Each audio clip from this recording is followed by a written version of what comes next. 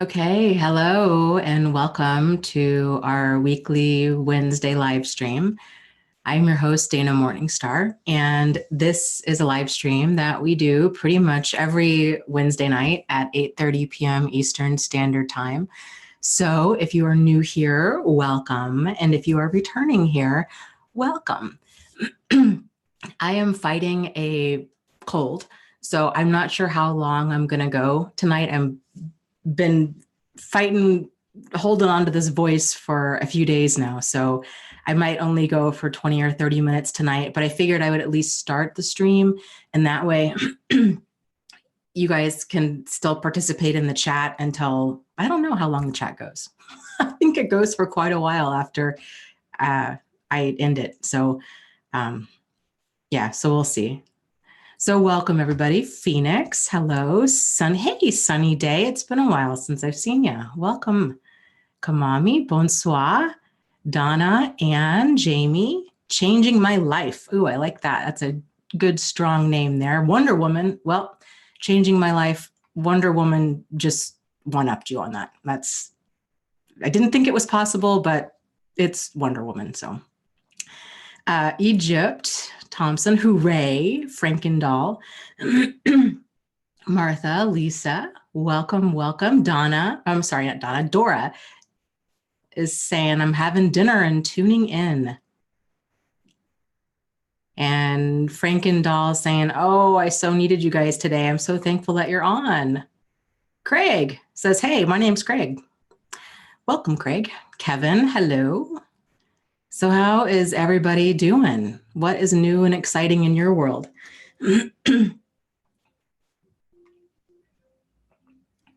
Beauregard, hello. So I have a question for you guys that are, as you guys are coming in. I'm sorry, I'm going to mute myself while I'm continuing to cough and make all this noise here. Let me see, how do I do this? Hold on a second. Okay, so my question for you guys is, when you were in that beginning stage, before you even began looking up any of this stuff, when you were struggling, you're like, I don't know, this relationship feels kind of toxic, but is it me? Is it them? I don't know. Am I making a big deal out of nothing? Can this be saved? Like, what can I do? What do you think would have helped you to gain clarity faster? So I guess that's my question for you guys.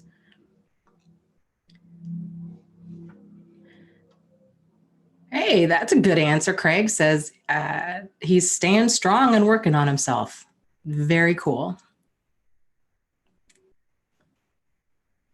Oh, Kuntane says, hey, I love your channel. You've changed my life. Well, thank you. That's like, wow. That's amazing. So thank you so much. Zachary says, I wish somebody had told me to leave sooner. Dave says, information about narcissists. That helped so much. Was it,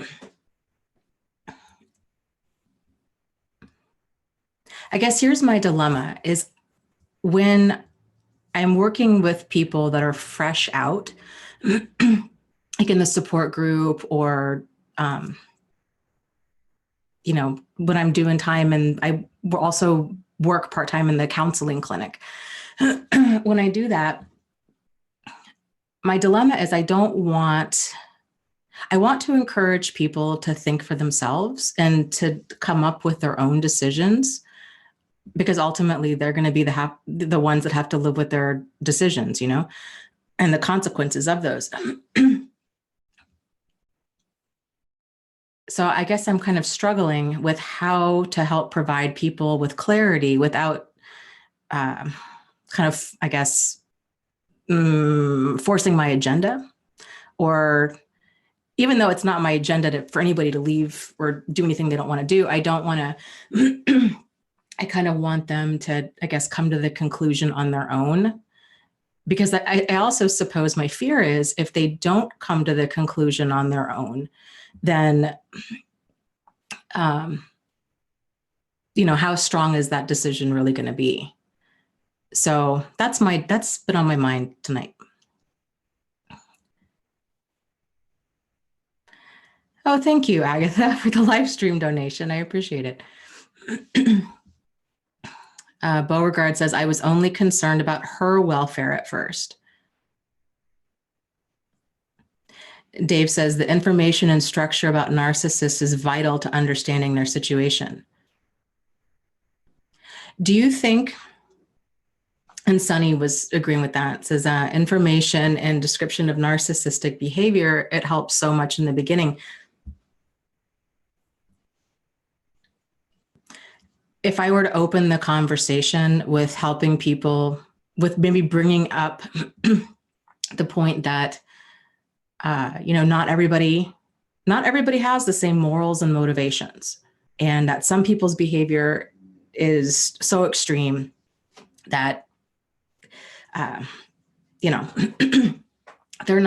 they might be in a relationship, but that doesn't mean the same things to them. And just because it doesn't make sense to us and we think, oh, well, surely they'll change if I can just get through to them or what have you, understanding that that's not always the case, that not everybody out there is team oriented or in a relationship because they really want to grow a partnership with that person.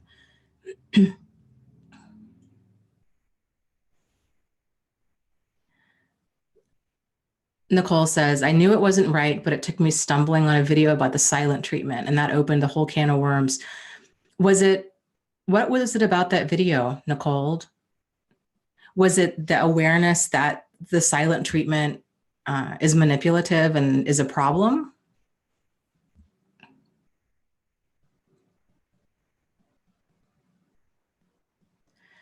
Michael says, I kept trying to help him, but it's obvious now he wasn't interested in changing and probably felt he did not need to. Yes, and I agree, Agatha, and that's what I'm trying to do. She was saying, a good therapist doesn't tell you what to do, but asks good questions, and then have you ask yourself good questions. Excuse me. Yes, so I agree with that. It's a hard line to walk, because I guess here's the other part of the struggle is, I know in my situation, I don't know if I would have ever stumbled across that clarity on my own. I was so turned around as far as I had no idea about boundaries. My two main ones were basically if a person hit me or if I caught them cheating on me, I was done.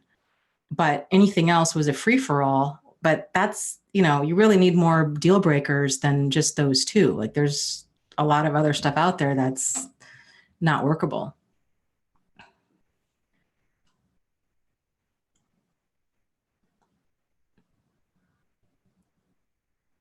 I like that, Agatha. She says when she starts talking with her therapist for too long, he sometimes interrupts me and asks, what is the question you don't want to answer? And it works. And then Michael says, yeah, those are my boundaries also. And that's the problem with that. When people have the boundaries of, okay, if I ever catch somebody cheating on me or if they ever hit me, it's that's such extreme kind of stuff.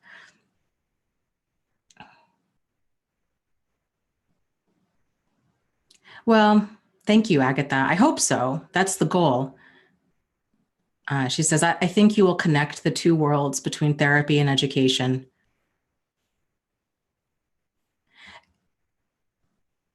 And Hooray says, when she went to a battered women's shelter, they described gaslighting, and that was helpful. Okay, so some of the vocabulary around that.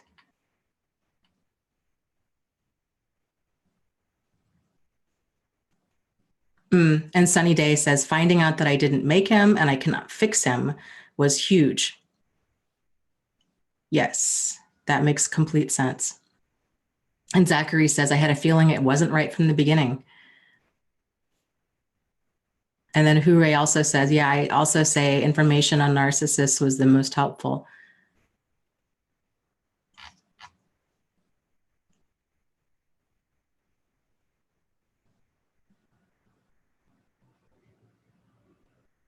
Wonder Woman says, I needed to be told point blank I was delusional. I wish someone had told me to ask his ex why she was so angry instead of agreeing with him that she was crazy.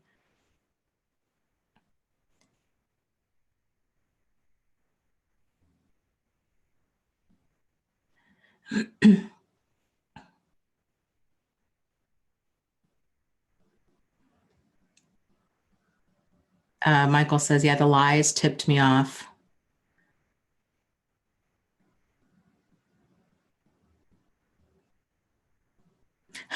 Craig says, I have zero chill with the disrespectful conversations. I'm like, I'm done. LOL. Yeah. Yep. It's so interesting when we get pushed to that point to kind of start examining, like, man, why, like, why did it take us to this point in order to leave? It's just interesting to kind of, when you have your own standards reflected back at you with the various situations that we stay in. Like, I don't know. I mean, and of course, like, there's so much manipulation involved, right? I mean, it's so easy to just get the hooks in you and then you just get dragged down the path. But it's just kind of interesting to hindsight being what it is, I guess.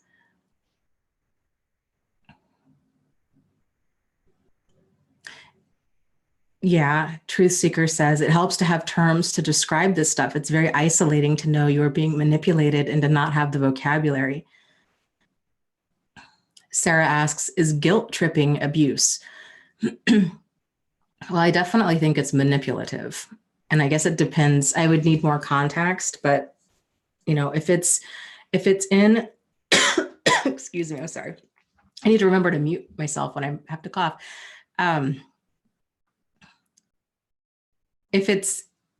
If a person's leveraging guilt to get another person to do what they want, that's manipulative. And I think it could definitely slide over into emotional and psychological abuse.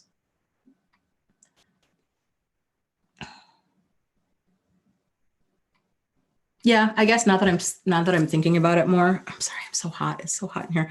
I would say it is psychological abuse because it's eroding someone else's autonomy and kind of ability to make decisions and preying upon their emotions, which is just, it's not cool. Yeah. And Truth Seeker says, yeah, manipulation is abusive. Yeah, I would agree. I agree completely. I actually said that exact thing in my latest book, The Narcissist Playbook, how abusive relationships are manipulative relationships and manipulative relationships are abusive relationships. Because even if the intention isn't to like erode somebody's sanity, when their emotions are being preyed upon like that, and then therefore their actions are being controlled, that's abuse. And Craig says that he was called stupid, crazy, and everything else under the sun, moon, and stars. It made him feel that he wasn't good enough. Yeah, it's that kind of stuff. It really grinds a person down.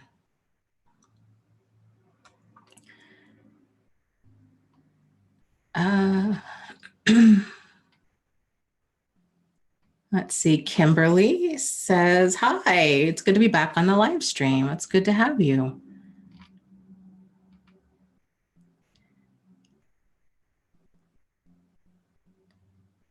Fairy says, Dana, did you not get a fan yet? We do have air conditioning now. It's just not on. So I should have turned it on, but I didn't even think about it.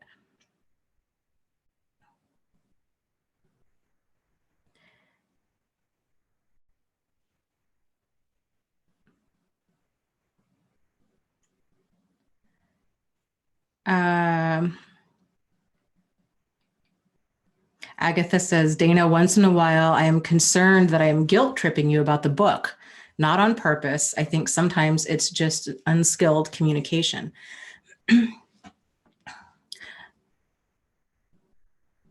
I don't, there's the couple of conversations or interactions we've had about that.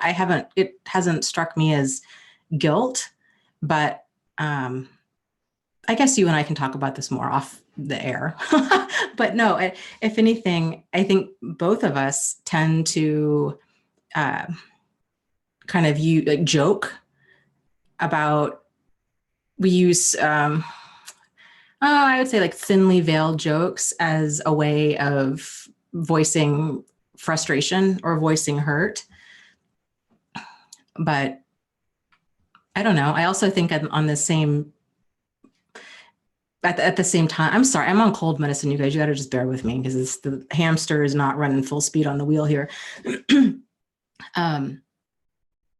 But I think one of the many strengths about our communication, Agatha, is that once we're able to identify things like that, or how we're feeling, we can talk about it. And we have talked about stuff and we have worked through it. And I love that. I love that about us. So, yeah,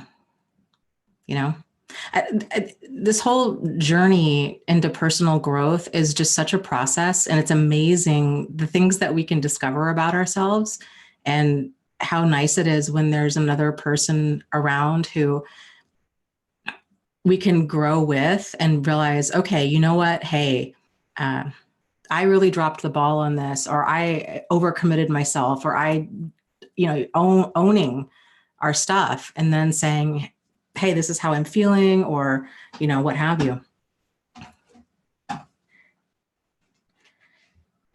Michael says, you're doing fine. I'm trying to.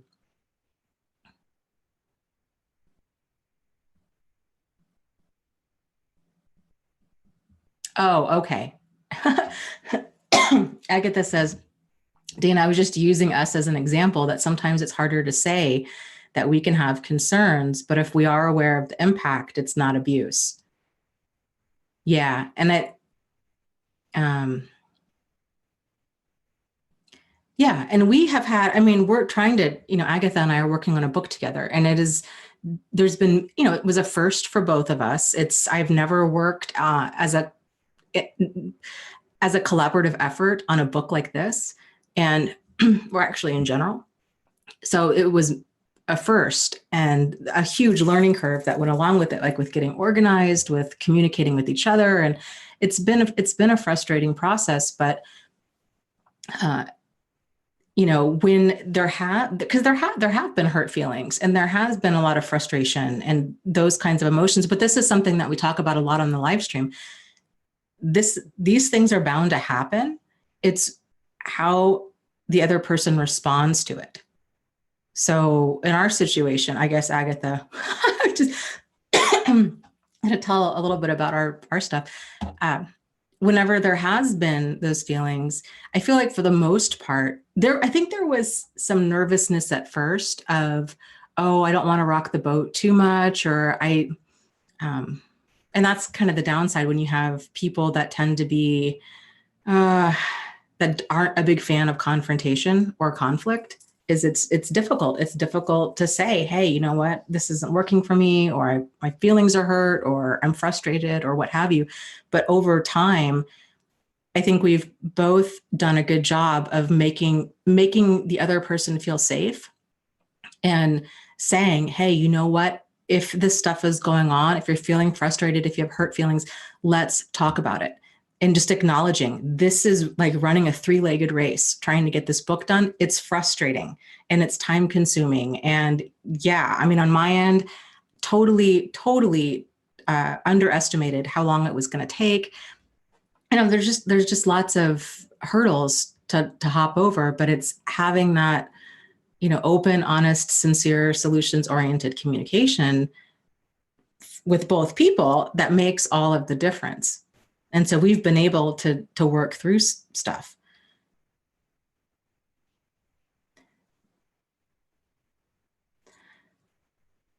Yeah, Martha says, yeah, that's a growth opportunity, I think. Yeah, for us, if you're talking about us and our project, it, it definitely has been, and it's been really friendship building to realize, okay, how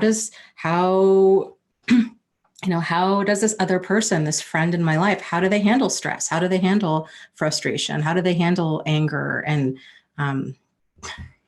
the learning curve with all of this. And I think both of us have handled certain things better than others, but, we're committed to seeing this through. And, that's kind of, and I think we also are both on the same page as far as it's okay for another person to be hurt, have hurt feelings, be angry, be frustrated, but there's still that expectation of, if you honor me and you honor my friendship, and vice versa, same goes with Agatha, then we're going to approach each other in a respectful way, and yeah, it's been nice. It's nice knowing that that you're able to open up to another person with feelings like that, which can be really scary because it can feel like you're rocking the boat of, oh boy, if I tell them this isn't working, or, are they going to leave, or how are they going to respond? Okay. Thrifting Phoenix. We have two Phoenixes on here. Says, hold on, I got a cough. Okay, Thrifting Phoenix says, Dana, how can I tell if somebody is a true malignant narcissist or just a person who has some issues and just needs some therapy or counseling? Here's how I would look at it is, whenever we're interacting with other people, it's important that we interact with them through our own healthy boundary standards and deal breakers, and that we're not getting into some sort of friendship, relationship, what have you, with the expectation that the other person change. So it's really a good plan to just, most people don't change. Most people just tend to become more of what they already are. So if you're seeing a person that has some really problematic behavior, because here's the thing with therapy is they're not going to go into therapy and with all of the same issues that you think they have, especially if they're even remotely on the selfish side of the spectrum. They could go into therapy for years, and they're going to paint a picture according to their worldview. And for selfish people, especially narcissists, especially malignant narcissists, they're never in the wrong. So if a person's it's not even on their level of awareness that their behavior is a problem, they lack the motivation to do anything about it. So, thinking, okay, well, if I can just drag this person into therapy, then they'll be fixed. It doesn't even come close to working like that. Like, they have to be able to fully own their behavior, and then not only be motivated to change it, but have that sustained motivation to change it. And so I just want you to think about this, because think about how difficult it is to just, for anybody, to just change one behavior. One, to start waking up an hour earlier every day, or to stop drinking alcohol, or to, you name it, quit smoking. One thing, you've got one thing to do. It is profoundly difficult, even if you really want to. There's a lot of, figuring stuff out, and then you gain motivation and then you lose motivation. It's a messy, complicated, difficult process. And that's with one thing that's concrete, right? Like, you can measure it, you either got up at 6 a.m. or you didn't get up. You either had a drink or you didn't. You either smoked or you didn't. It's very binary. Personality stuff is so much trickier, because oftentimes whoever has the problematic behavior, if it's them, like if there's some sort of quirk about me that I'm not aware of, let's say somebody points it out. They're like, gosh, Dana, you really, well, here's a good one. Overcommitting myself. I'm notorious for this. Overcommitting yourself. It's disrespectful. You keep flaking out. Like, I know this. This is probably one of my least favorite things about myself. And I just have no concept of time. I am highly motivated to work on changing this. I've come a little bit, I've made progress in that area, but it's still a challenge. Now imagine if a person has a handful of behaviors like that. Like they're incredibly manipulative. They lie a lot. They cheat. They are verbally abusive. This kind of stuff. This is so woven through the fabric of their being that it's not a quick fix, because the reason that behavior is there is because it's healthy, adjusted behavior is not. This is how they've been getting by in life. So it's so much more than them just stop cheating or stop lying or, stop being verbally abusive. Like this stuff runs deep. So it's really important to get clear on who you have in your inner circle and why.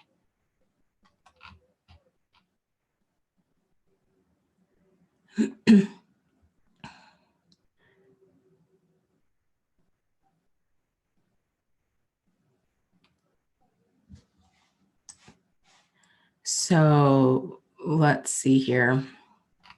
Does that make sense?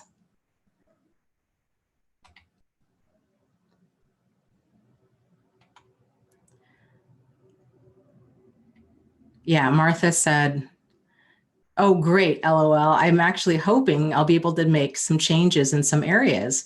Yes, I've been really trying to change my wake up time and it's really difficult, LOL.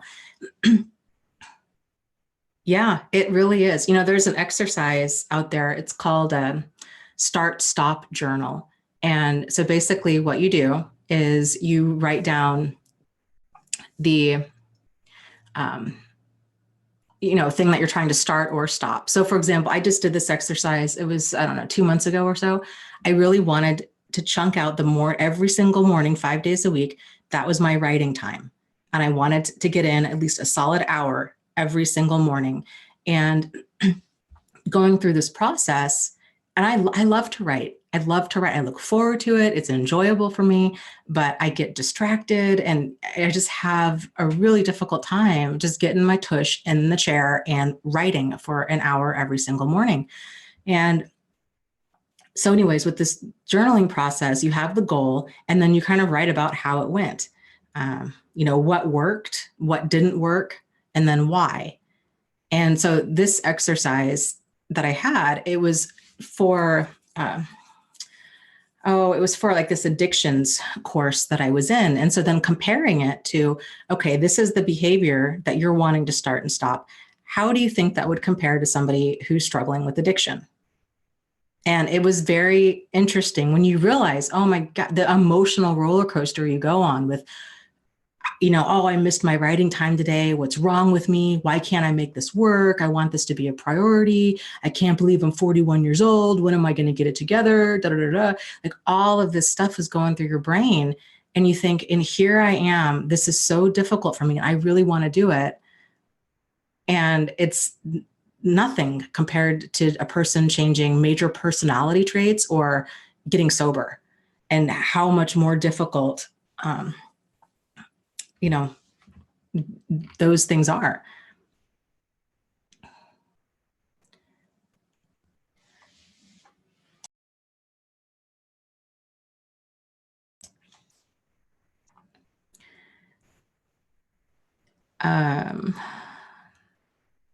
Yeah, let's see here.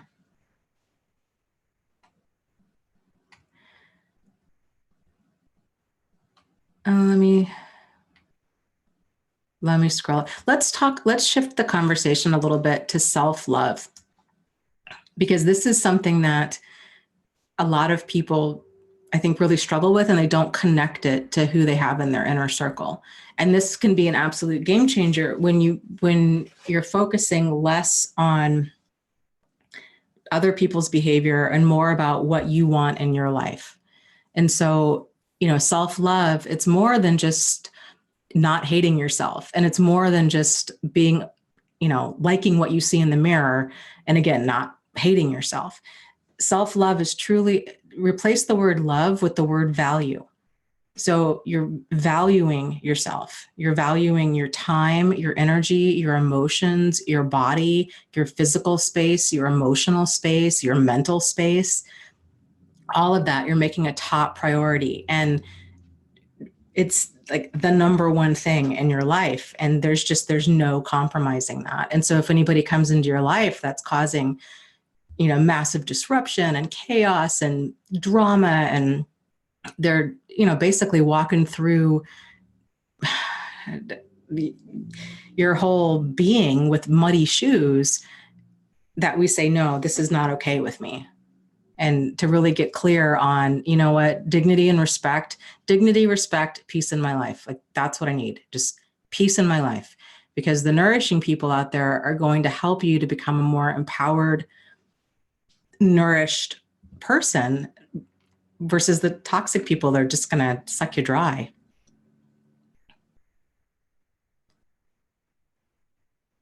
Yes. And Kundane says, yeah, personal care is a huge game changer. Yes.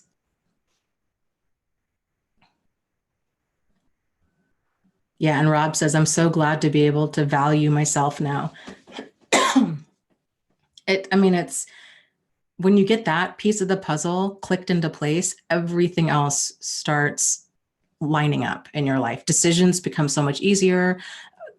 That need for constant validation tends to really diminish, because based on your own internal compass, like, this is either me valuing myself and bringing nourishing things into my life, or it's not.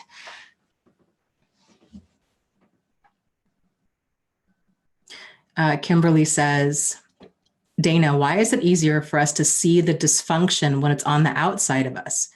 For example, I experienced 11 years of abuse that ended in Michigan when I found a domestic violence advocate who gave me the resources. I think there's a lot of different reasons for that. One is there's a saying out there that the last thing the fish notices is the water. And it's because when we're used to doing things a certain way, with interacting with the world, with interacting with ourselves, it just becomes normal. And it becomes so normal, we don't even question it.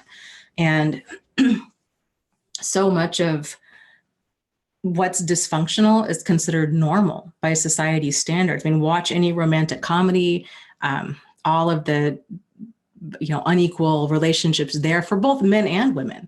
Men, it's the whole kind of white knight thing, and women, it tends to be like the damsel in distress, or fantasies of being rescued, or fantasies for both men and women, fantasies of love fixing everything, love completing a person.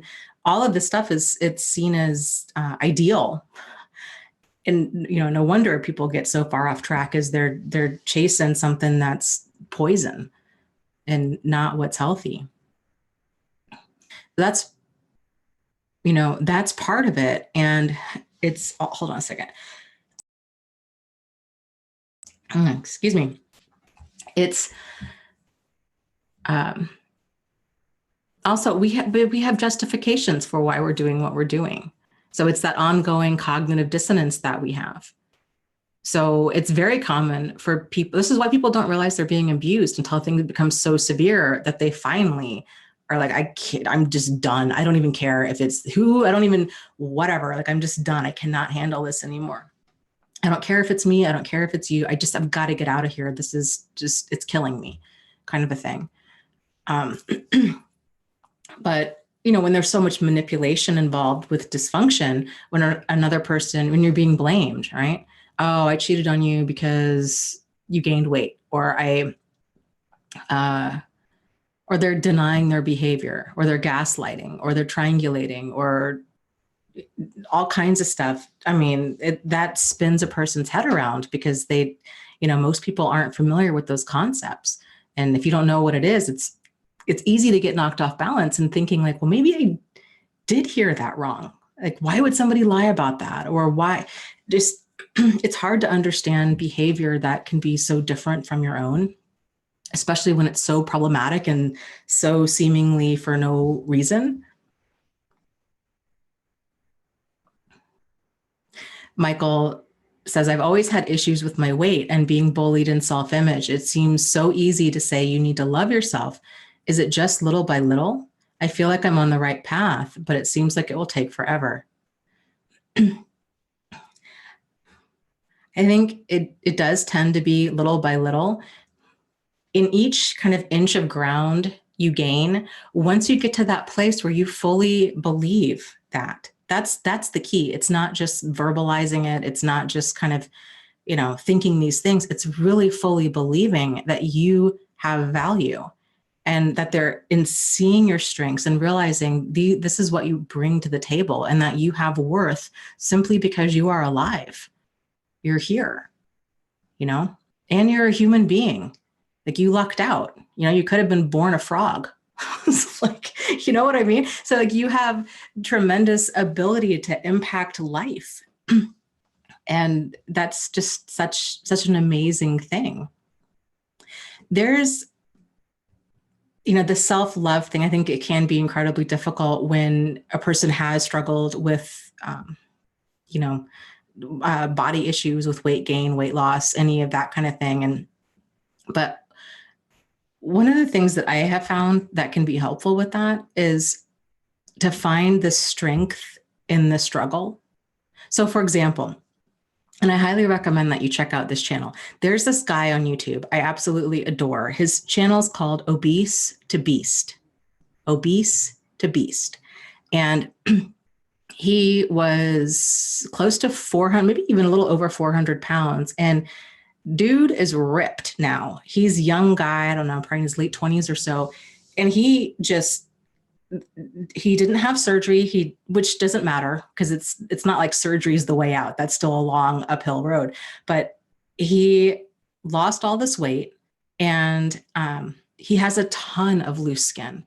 And he's very open about it. He talks about it. He doesn't really have any plans to get it removed. And he does videos about it. And it's just so empowering to see him work towards rebuilding his self-esteem and how his relationship with his body, kind of where it was then, where it is now, how he's able to move forward and help other people that are really struggling to lose a large amount of weight. It's just the coolest thing ever. And that guy wouldn't have half the impact he does had he not lost a tremendous amount of weight and had he not developed a significant amount of sagging skin, So he really found the strength in his struggle. And it's just it's a beautiful thing. And then you realize, everybody's got something. Nobody's perfect. Everybody's got something that I think more than not, they're afraid of somebody finding out that, if somebody knew this about me, then they would think I was less lovable or less worthy. And I think so often we tend to go through life trying to hide these parts of either physical parts of ourselves or emotional parts of ourselves or both, trying to hide them from other people because we're so afraid of truly being seen for who we are. Yeah. And Zachary says, yeah, that's the shame. And everyone has it.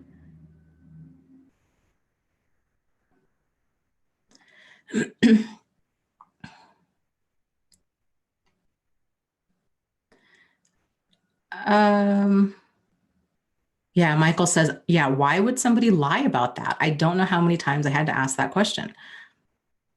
Yeah, I mean, it doesn't compute. And that's, I think, what's so difficult is, most normal people, when they lie, they're lying to maybe avoid consequences. They're not comfortable with the truth, is what it is in a nutshell. That's why people lie. However, some people just lie because it's fun. They lie to see what they can get away with. They lie because it's some weird power struggle that you don't even realize that you're in. They lie for all kinds of reasons. And it's really difficult to understand why somebody would do that.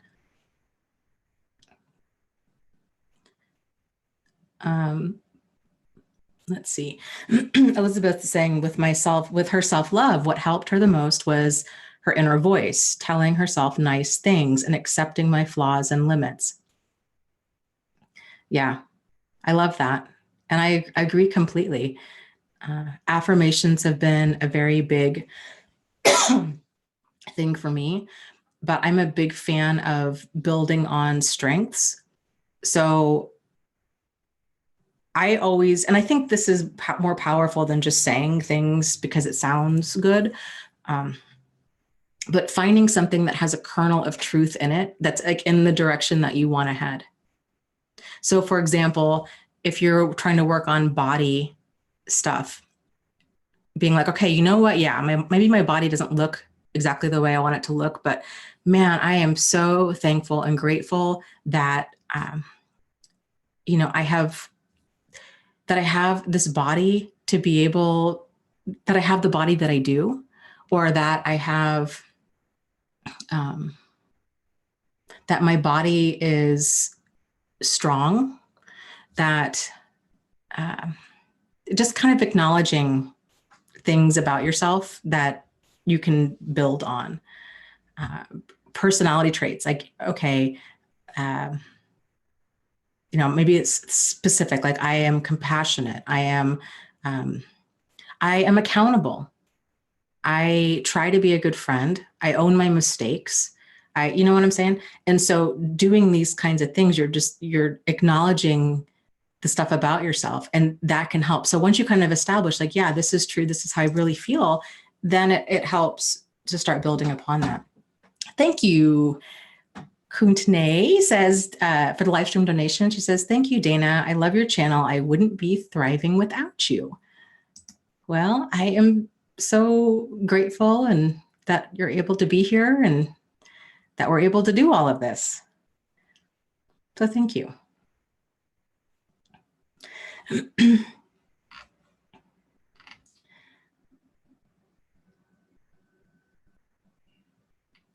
Yeah, that's very true. Gigi says, yeah, being in my body through yoga and dance helps. Yes, I agree. I agree completely with that.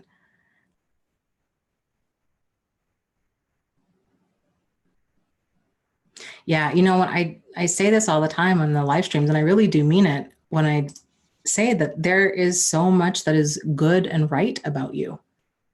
There really, really is. And it's so important that we're able to acknowledge our strengths, be, I think, more in tune with our strengths, because weaknesses, we can kind of leverage that. Do you know what I mean? Like, you don't have to be good at everything. I am really not good at math. That's why I use software to balance my checkbook and stuff. Oh God, there's so many things I'm not good at. Or so many things that I struggle with. I really struggle with organization. So that's something that I have to keep on being mindful of. And, but I always try to acknowledge the steps, the progress that I'm making. And so I just think that that's important for everybody out there. I don't know. I really would encourage you guys to go check out some of these various YouTube channels and see how people have been able to take their struggle and they turn it into their strength. It's just so freaking motivating to see how people have radically been able to just change their life and change the lives of so many others.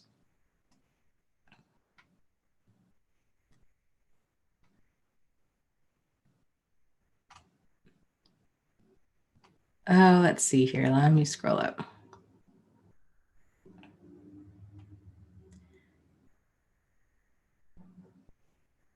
That's a very, very true. Sunny Day was saying about people lying. She says, some people lie to see how much you will believe of the minor stuff in preparation for future gaslighting. It's a training thing. That's very true.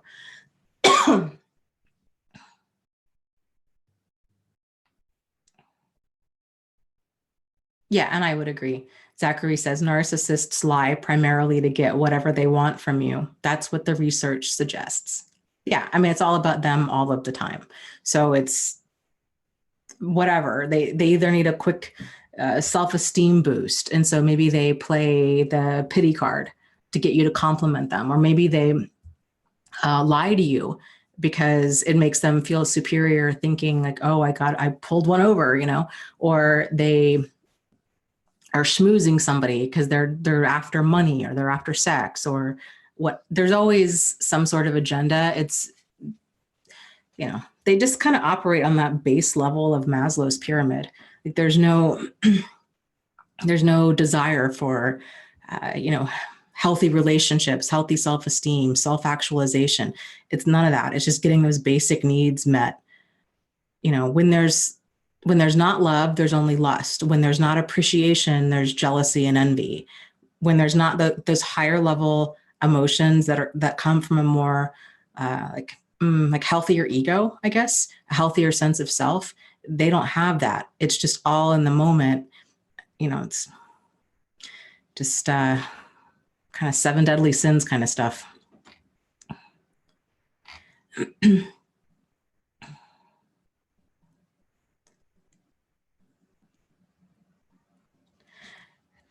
Sure. Eyes wide shut.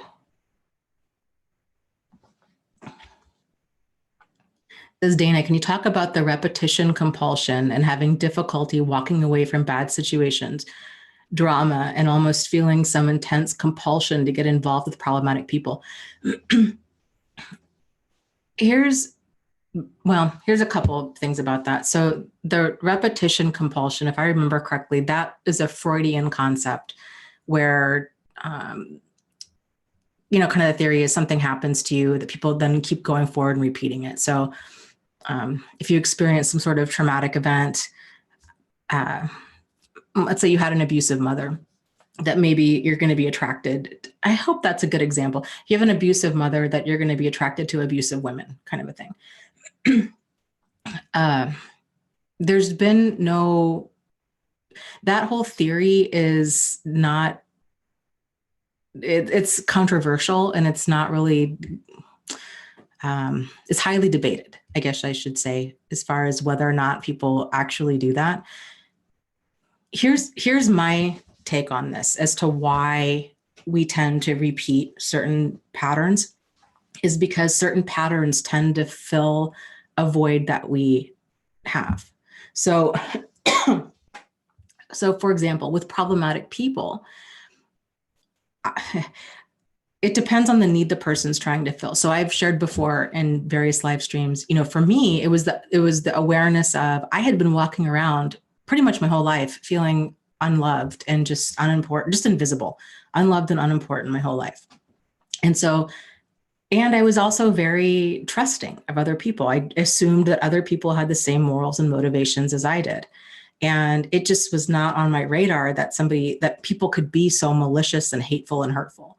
So that kind of being that vulnerable and then being that naive was just a really terrible combination. And so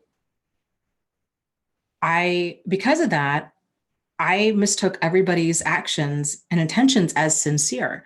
And so I really fell for a lot of that kind of the whirlwind type situations. If somebody was and this was with friendships, this was with relationships. If somebody was quick to make me their whole world, I loved that. I'm like, oh man, this is amazing. This person's my soulmate. It felt so good because I'd been so starved out of that for so long. And then I was always left kind of scratching my head of, wait, how did we get here where this person is like really, really problematic? And so what was confusing for me in that situation is it wasn't every single relationship. It was like every, I don't know, 5th or 10th friendship or person I dated. Which, it's like a handful throughout my whole life. Like it wasn't that many people. So it was really difficult for me to link up that there was a pattern there. For other people, it might be, let's say they have more issues with, let's say they moved a lot as a child, or they grew up in a home with an alcoholic parent and it was chronic uncertainty, or their parent was very critical of them. Even that would cause chronic uncertainty. And so because their need for safety and security is so great, whenever they might be really drawn to they might also be really drawn to that same kind of whirlwind situation, but they might stay in it because they crave safety and security so much that it's just absolutely terrifying for them to do anything else. So I think there's quite a few different reasons as to why we get involved with problematic people. But I would say one of the main ones is just lack of awareness. It's sort of like with internet scams, So how did that go? First it was people were getting emails from foreign princes, right? Oh, dear sir, madam, I'm in desperate need of your help, even though, I don't know you at all. I never met you, but I have $10 million. I will wire to you. Please keep, 9,900,000 and then give 100,000 back to me. And people were falling for this right and left, and their whole life savings were being drained. Once people were aware of this, that's stopped happening. Well, but then the scammers leveled up, and then they switched up their game. So then it went to pretending to be fake people on the internet and having these, oh, I'm a military member, I'm an entrepreneur, I'm this beautiful young girl who's so in love with you, right? And then they would drain their life savings that way. And then they switched it up to, I'll sell you a car, basically, wire me the money kind of a thing. So the scams keep changing up. And so people's awareness, it's such a big preventative thing, is just awareness of that this is a problem. These are how these things go down. But this is something that I try to really stress on my channel, because manipulative behavior like this will continue to adjust and adapt. That's just the nature of the beast. That's what it's going to do.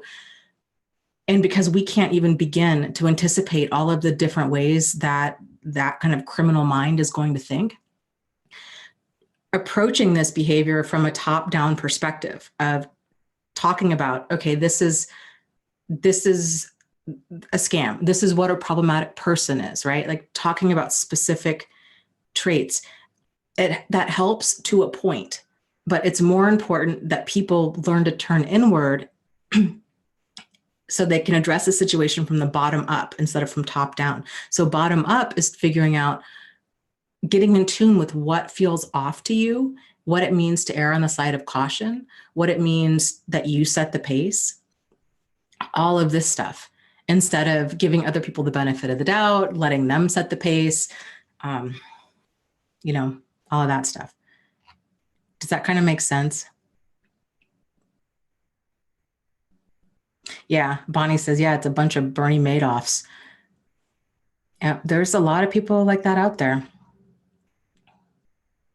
And what's so scary is, the more the internet, technology in general is changing. There was a story today on the Philip DeFranco channel.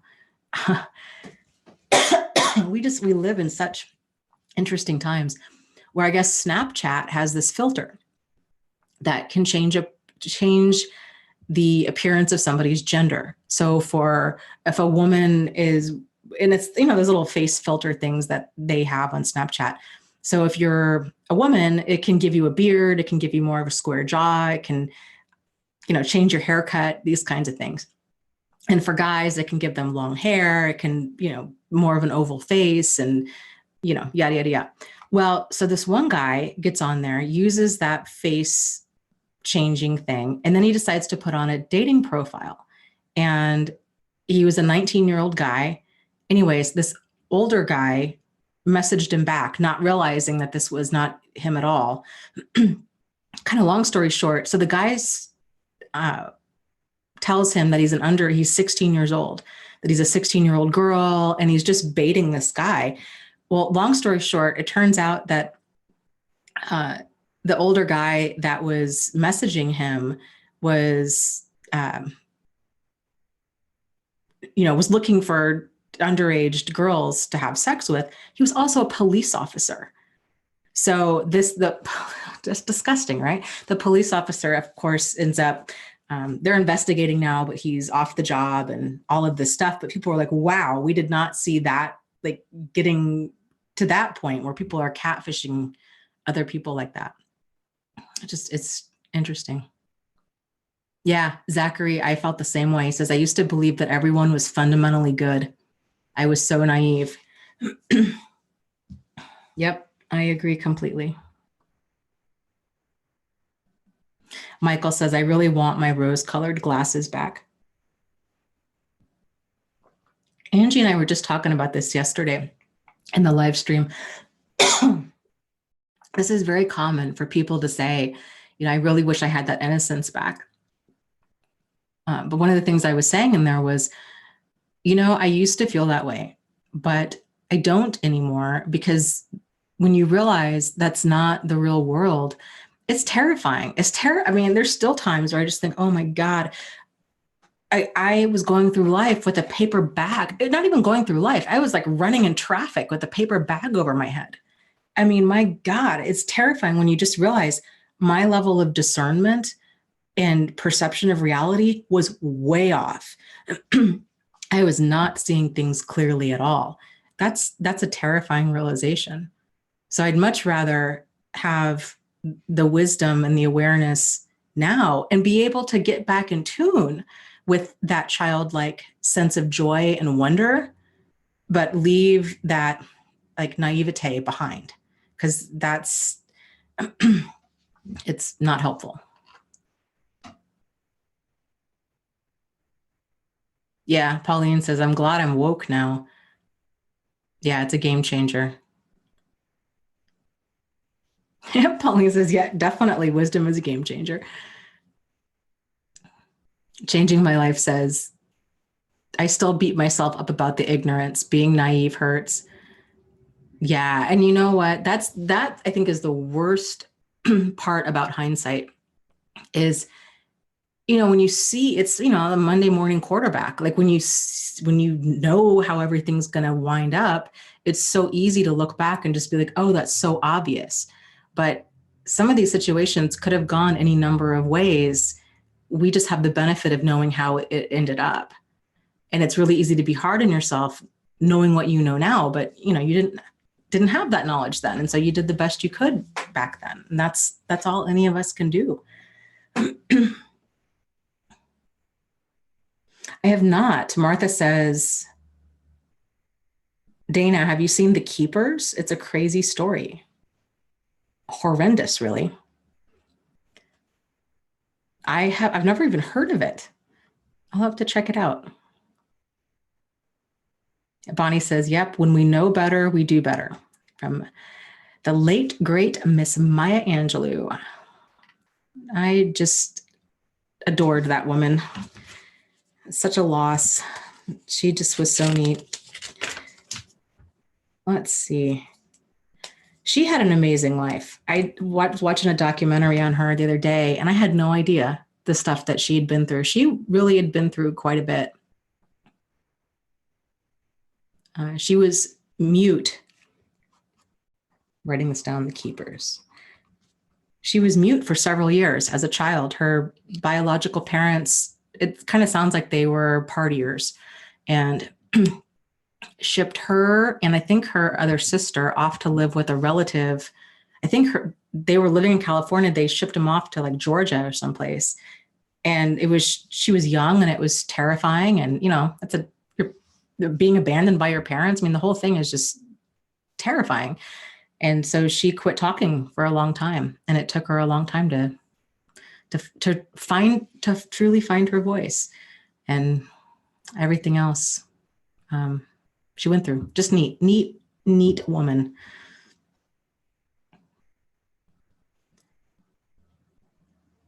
Denise says, I thought Luke on The Bachelorette Tuesday night exhibited narcissistic traits. I was yelling at the TV to run. I haven't seen that show, but I'd heard from quite a few people that exact same thing.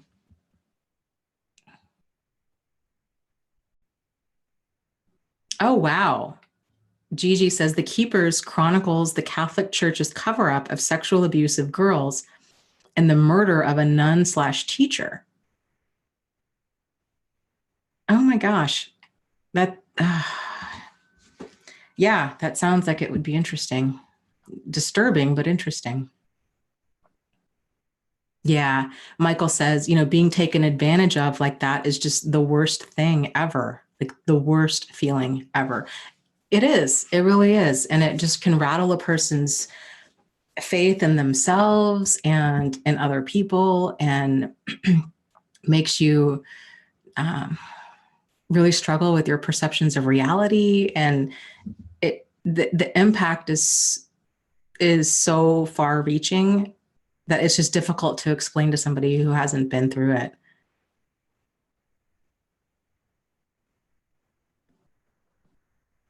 Cad asks, I have a burning question.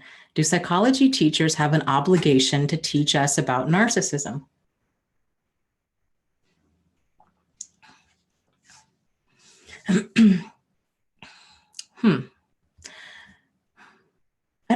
I guess there's a couple thoughts that come to mind with that question. Do they have an obligation? I don't know if they necessarily have an obligation, but I don't know if anybody really has an obligation with that. I think it's important. I mean, it's right up there with physical health stuff, when you kind of learn about the basics of how to care for yourself, to me, it's right up there with that.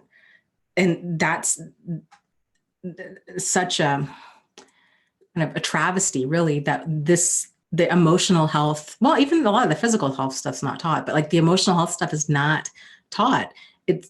It's starting to, kids are learning more about I think emotional awareness and kind of things like this, but really learning about boundaries, standards, deal breakers, that not everybody is like them.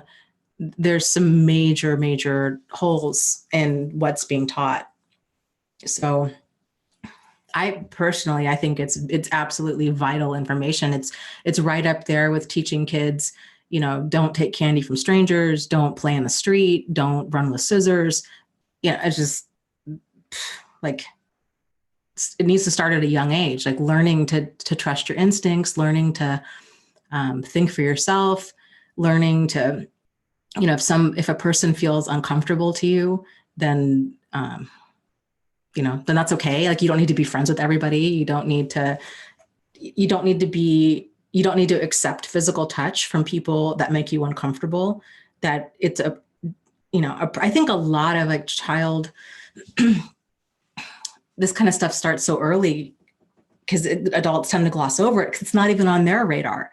Like, no, that person can't possibly be a child predator. They're so nice. They're so friendly. They're a priest, right? They vowed to their life to God. They are a man. Like, they're not going to be interested in a little boy. Like, you know what I mean? Like, stuff like that. It's just not on a normal, decent person's radar, and it needs to be.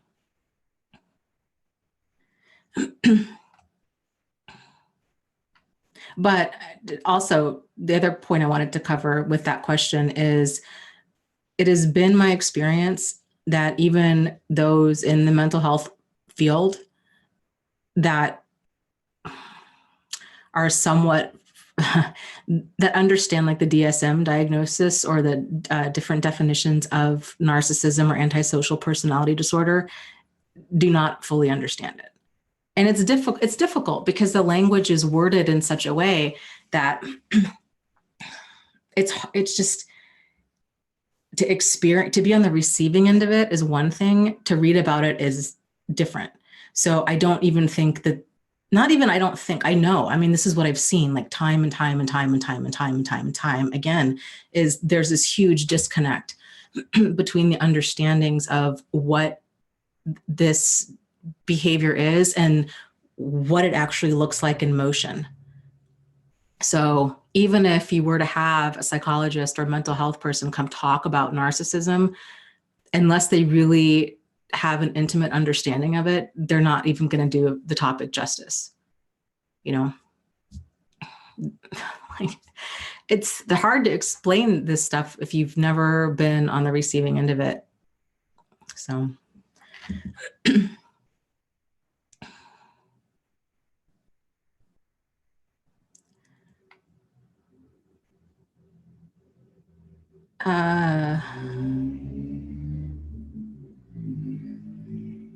Let's see here.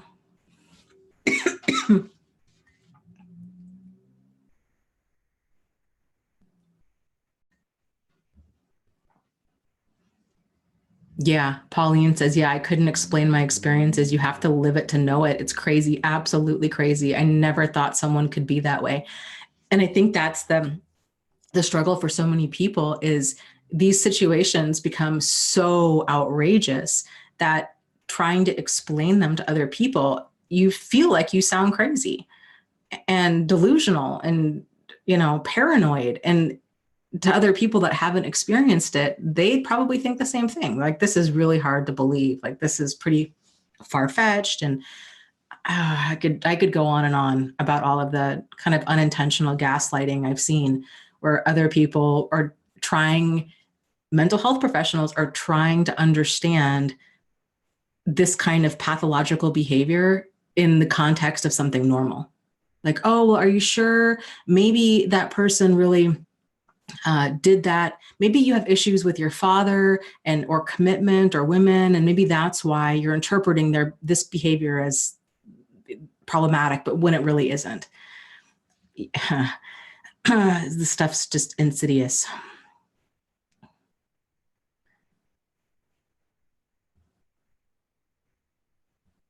Right. And Kuntane says, yeah, the DSM language is hard to explain. Five out of 9 traits is really hard to translate into real life experience.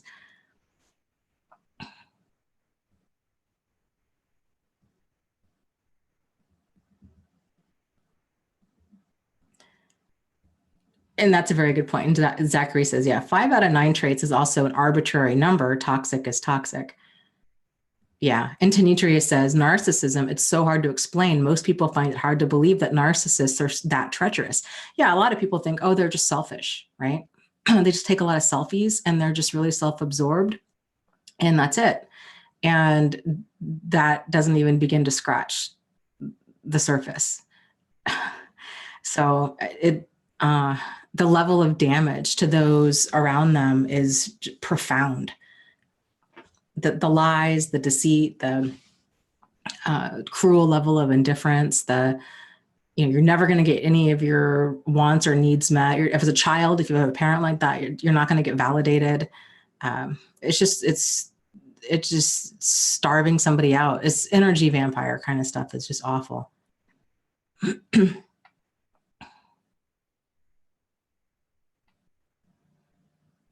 Yeah, Craig was saying, I tried to explain to some of my friends and they said to just move on.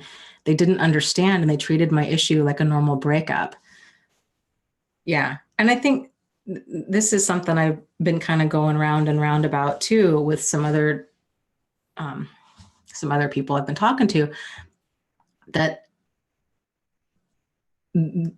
people that have been on the receiving end of this kind of narcissistic abuse, this invalidation, this manipulation, all of it, they need to be validated and they need to be heard. And there's so much confusion present that oftentimes they have to talk it out in order to start making sense of it. Because the web is so big that, it's not something like you just have this horrific injustice done to you.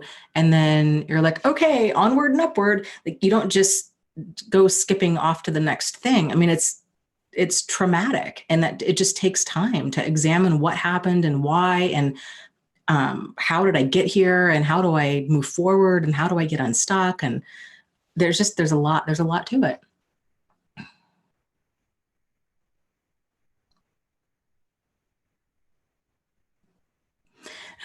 Jay Bats says, hi, I just jumped in. Question, how do you heal yourself when you truly loved the narcissist and are devastated that he abused and used you? I think that's a really big question, because healing yourself involves, I think, quite a few things. If you're talking about healing yourself in terms of no longer feeling emotionally devastated and blown apart, one of the things that tends to help most people is to realize that it's not your fault, that it's them, a person with a pathological personality. It's them. There's nothing that you could have done different to get them to treat you any different. It's It's not their mistreatment of you isn't a reflection of you. It's not a sign that you're somehow unlovable or deeply flawed. It's them. They don't have that healthy self within them to effectively bond to other people. So I think realizing that we just fell in love with the person that they pretended to be, or the person that we hoped they could become. But it's not who they are. And that is a wound that takes some time to heal. It's painful. It's a very painful realization, just kind of the death of that dream. And Zachary says, yeah, many people have a visceral reaction once they find out the person they loved was never real. It's scary and tragic. Yeah, I think that's one of the things that rattles people the most, is realizing, oh my gosh, I fell in love with a predator. And if I did it once, maybe could I do it again and not know? And who is safe and who is unsafe? And that's where all of this questioning starts coming from, of how did I miss this? How did this fly under my radar? And that's terrifying. And that's why I think a lot of it's our brain tends to hang on to that and is trying to make sense out of that so it can keep us safe.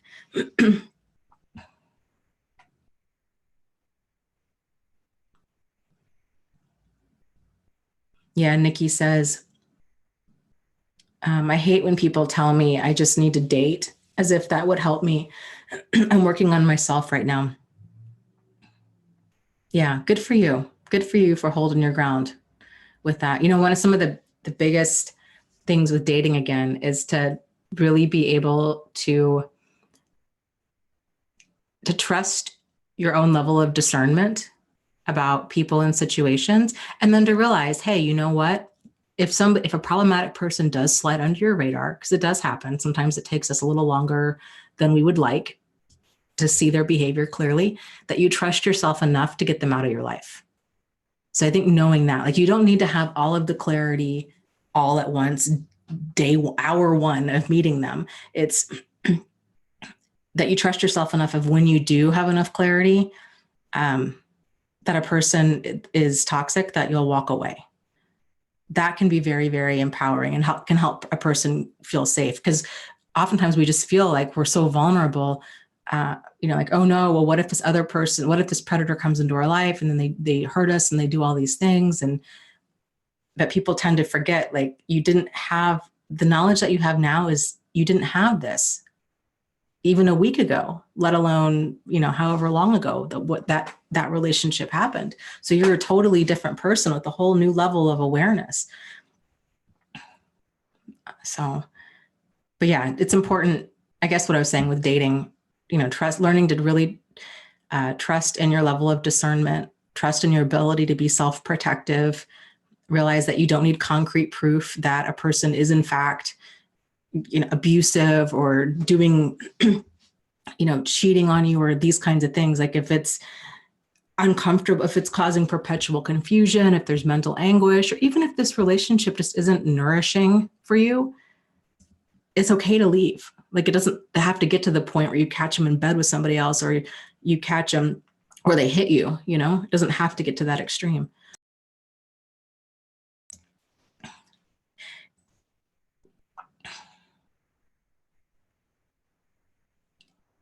So I actually think I am going to sign off. I'm sorry, you guys. I just don't feel good. So I'm going to sign off for tonight, and take some cold medicine and then go lie down. But the chat should still keep going. So if you're here, just, please keep participating in the chat.